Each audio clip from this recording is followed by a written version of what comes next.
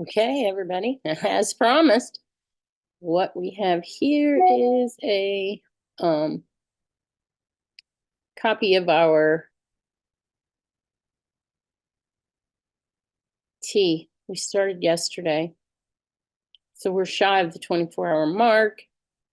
So I think I didn't do it till later in the afternoon. My computer is very slow. I need a new one. I don't know that I need a new one. It's bogged down, like by information somewhere in the background that I don't necessarily know how to shut off. So we can just right off here, zoom in and out of focus.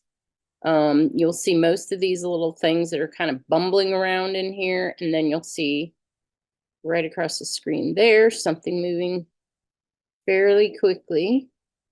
Normally the quick movements, race cars, are your ciliates, and the bumblers are more of your flagellates. Okay, so I went through the depth there. You can kind of see that. Kind of waiting for the computer to catch up so I can get out my, there should be some little things that I can, here it is. This is my, so that's your little, I don't know if it even shows up for you guys, but you move it out of the way and I can annotate. I'm sorry, I don't use this enough to really, now my annotation bar is over here, which I wish that it was not, but, and also notice my annotations are different than what they were before when I used this. So, man. All right. So here we have, so you can see 1, 2, it looks like 3 strands. So a streptobacillus going on there. This thing, do you see how it's moving around? It's long, so it is another species of bacillus, but there's just one. It could be lacto. The tail seems to be possibly on one end. They're very hard to see any tails if they are. And moving around like that, but obviously you could see they're heading around in a certain direction. And since I am not extremely proficient at this yet, I'm not like super guru as far as which species like things are. So basically we're just in the, these are bacteria and these are flagellates, these are ciliates. Sometimes the ciliates and the flagellates are hard to differentiate, especially in the beginning. Ciliates are more of an indicator of a low oxygen environment. We have something here, zooming around. He's going back and forth and left and right, but moving really fast. Some of these are moving really fast. Do you see like right here? He's moving pretty fast. I don't see a tail, so that would be, I'm sure, a bacterial species of some sort. This one is going super fast. That's usually an indicator of a low oxygen, but he is fairly large. I'm not seeing any spiral movement there. He just kind of stayed put. But yet, let's just look around. So this was just an observation on a lot of the microbes in there. I'm not seeing great numbers of flagellates yet. I mean, this little guy right here is just in circles and circles, zooming around. So I'm gonna go with another. Here we go. They're just everywhere. And I'm sure it's very hard. This guy coming right down through the center, very hard to see them. They move fast. It's very hard to get a good focus in on them. I mean, sometimes you just set and wait with a certain screenshot and watch what flies by. That can give you a pretty good indicator. Now, right now, I'm not zooming in on any part of this in order to run any sort of calculations as far as what's the bacterial numbers ratio in this. This is just a couple drops of fresh sample, just so I can see the overall health of it. I'm not seeing a crazy amount of any type of spirillum yet. I'm sure that's will show up if I don't keep this aerated. I've been shaking the jug to help get some air in it more. So that's why I think mainly right now what we have is aerobic. And then facultative anaerobes start to show up the longer I allow it to sit without aeration. So at this point, I think is the critical point where it could go either way, especially if I do not, it's just this long thing in the center here. Looks mostly just like a piece of debris. I wish I had the little hand.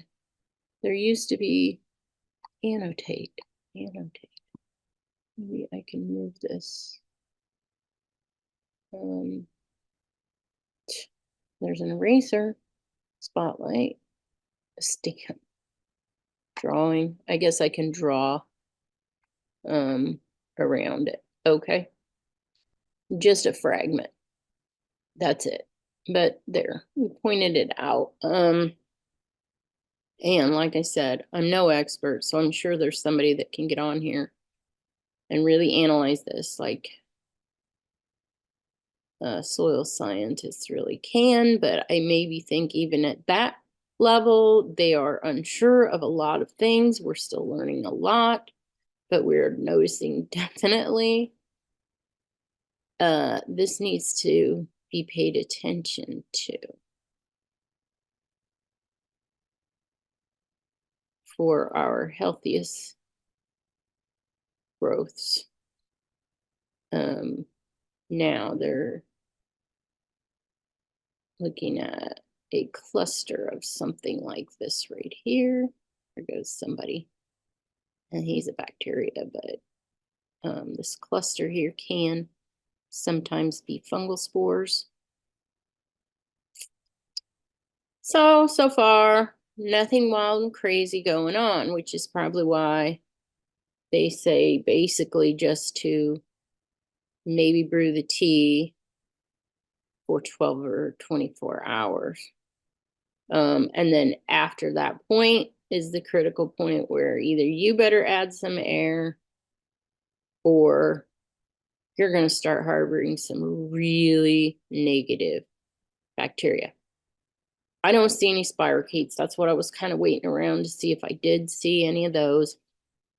Not.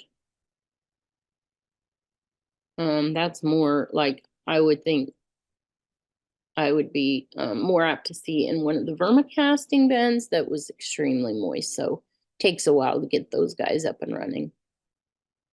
And not seeing that. I also am like not seeing a whole lot of, say, testate amoebae or amoebae cysts and or flagellate cysts. But once again, there's so much stuff in here that can look like those. And I'm not an expert yet. I'm sure once I'm doing this for several years, like I might be able to tell you exactly what a classic amoebae cyst looks like. Right now, we're just seeing gobs and gobs of bacteria. But as far as the nematodes, protozoa, amoebae, they are obviously not here yet. They have not shown up. This would be a, this frass would not be something probably that I would choose to use if I was going to do an extract and brew a tea, unless I wanted to do a bacterial dominant tea. because we do have lots of bacteria here, and it does look like there are a large, diverse amount of species. So we can focus in on this little guy, just kind of, that's the eraser. Let me get the pencil out, and I will show you which one I am. Obviously he took off, but maybe it was him that we were focusing on and how he was moving around. This almost looks like a flagellate there. Let's see if we can get him in focus. No, he's more like a rod-shaped bacteria.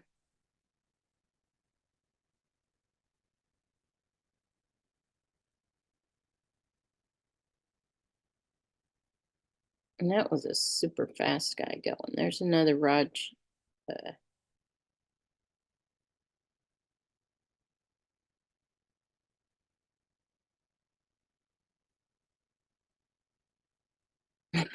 You guys can just sort of pick out different things that you see, and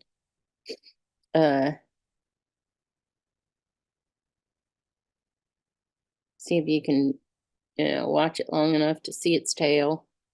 Here comes one. I'm gonna try to zoom back in on it or get lower. See how they move so fast? Very hard to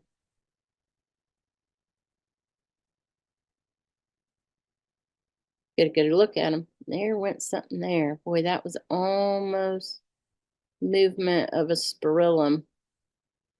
See at the top they're going.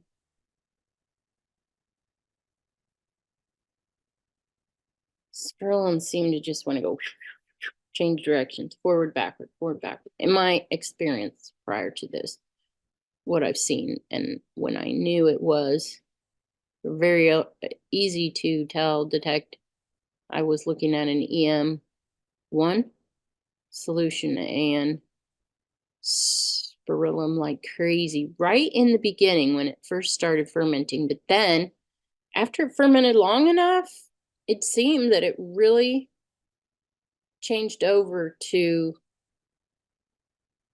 where aerobic bacteria ended up flourishing.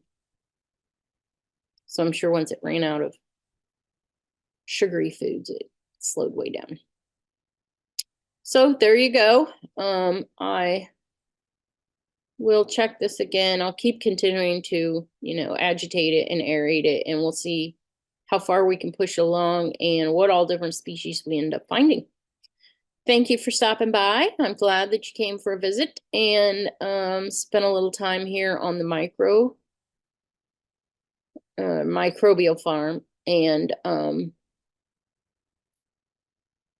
hope you learned a little bit, maybe broaden your horizon for a new area of research here while it's in the middle of a snowstorm and we can't get out and do anything else. Go ahead and check out the soil food web and just start researching some of the things that are under the soil that, if you're like me, you never knew even existed.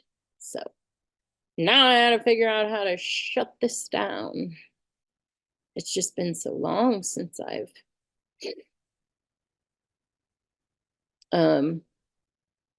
used this. Have a wonderful day, everyone.